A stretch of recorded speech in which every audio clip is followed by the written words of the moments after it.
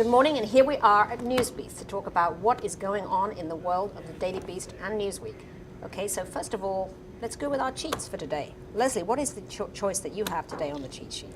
Well, I was riveted by the announcement that the Brooklyn DA's office has made 85 arrests in the Orthodox Jewish community with 117 victims to date of sexual abuse, because for decades I've been hearing from cops, from detectives, from politicians in the Orthodox community that there is such a terrible cover-up of this scandal, which is really rife throughout the community, and it's finally beginning to break through as it did 20 years ago with the Catholic Church clergy, and as we're now seeing in sports circles. It's so such I think this is ugly story. It's and terrible. The fact that they have been preying again on these boys who have no homes and who are needy and who are vulnerable was But the also, ugliest thing about it.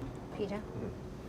Well, I got to say, the cheat that sort of strikes me today: police use predator drones on American citizens. I mean, your taxpayer dollars at work. yeah, it's in North Dakota. I mean, wherever it is. Yes, these particular drones came out of the Grand Forks Air Force Base, and you can understand from a police perspective, the idea of, we need every tool we can get, track down criminals. But I'm one of those who sort of rebels at the idea of automated cameras that we're seeing if you can run a red light. The idea of predator drones. Do you think it feels like overkill? Yeah.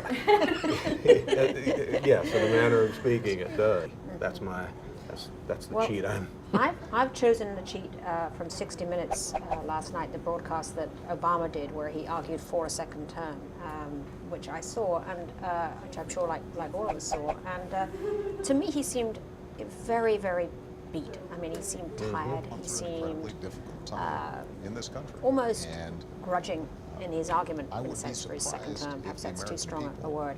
felt satisfied Actually, by in it. Newsweek this week, Nick Summers has a wonderful piece which talks about what the post-Obama presidency could in fact look like, that actually Obama doesn't like his job and is only there because he sort of has to be at this point, and talks about all the things that he could do. And I think that probably the best suggestion that he has is Obama U, which I love the idea. Is that here's the professor who decides to take his foundation in the end, his library, and turn it into a college where he could actually take the yes I can, yes you can generation and create courses and teach the ultimate kind of university course, which actually I think would make him extremely happy. So.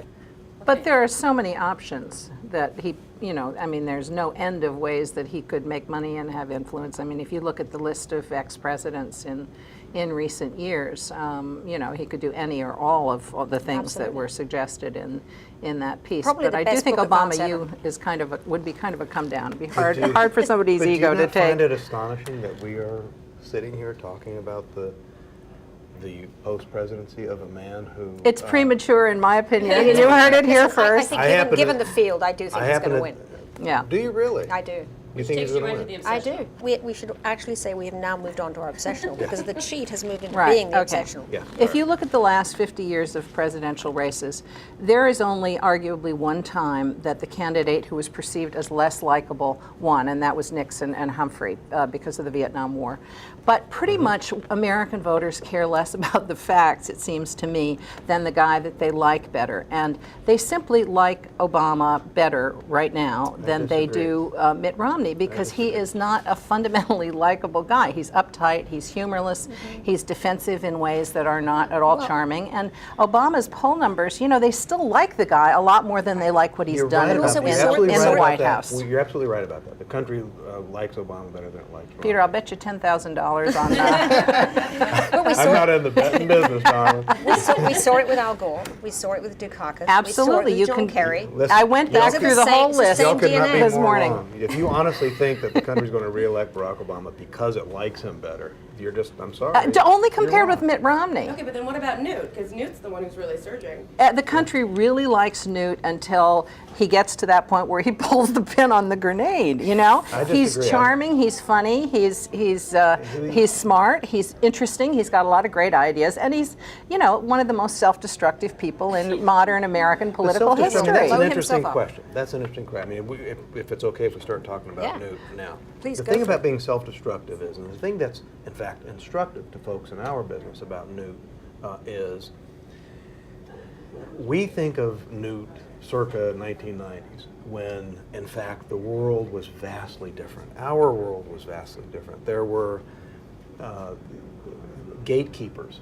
Newsweek magazine, Time magazine were the two, and the three networks, and CNN was a newish thing, less than 2 decades old. And when Newt Gingrich would say something as he did, for example, that, you know, I think young people who come from these families that don't have a mother and father, we should bring back orphanages. Child labor. You know, we all fainted and, you know, brought out the smelling salts before we went out and wrote The Gingrich Who Stole Christmas. And it was the cover of Newsweek magazine, and in fact it was very damaging. And that sort of thing happened over and over and over again. He has said at least half a dozen such things in the last week that have had zero effect.